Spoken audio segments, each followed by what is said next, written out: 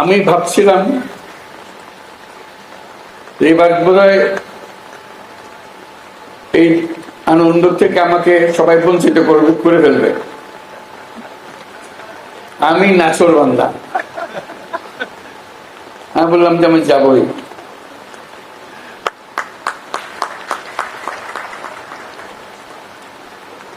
যাবার অনেক আকর্ষণও ছিল আপনাদের সঙ্গে আবার দেখা করা, কারণ আপনার আমাদের দায়িত্ব গ্রহণের পরপরই আপনাদের সঙ্গে দেখা, তারপরে আবার এসছি। এই আনন্দ থেকে আমি বঞ্চিত হতে চাচ্ছিলাম না। বিশেষ করে এর মধ্যে অনেকগুলো ঘটনা ঘটেছে। ছুটি একদিনের থেকে দুদিন হয়েছে, এখন ছুটি দুদিনের থেকে 4 দিন হয়ে গেছে। ওটাতে আমার কোনো হাত নাই। এটা কেউ না কেউ বুদ্ধি করে ফেলেছে ঠিক মতো 4 দিনের ছুটি। কাজে সব আনন্দ এখানে একত্র হয়ে গেছে।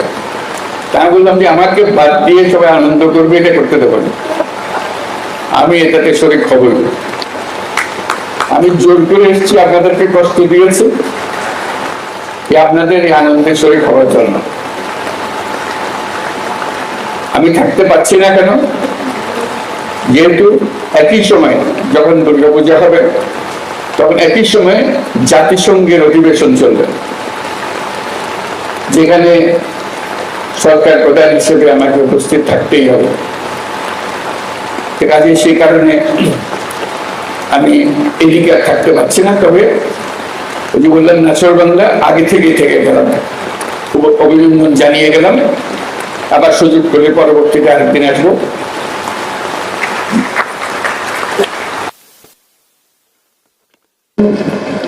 অনেকগুলো কথা বলেছিলাম, আপনারা মনে রেখেছেন সেগুলো।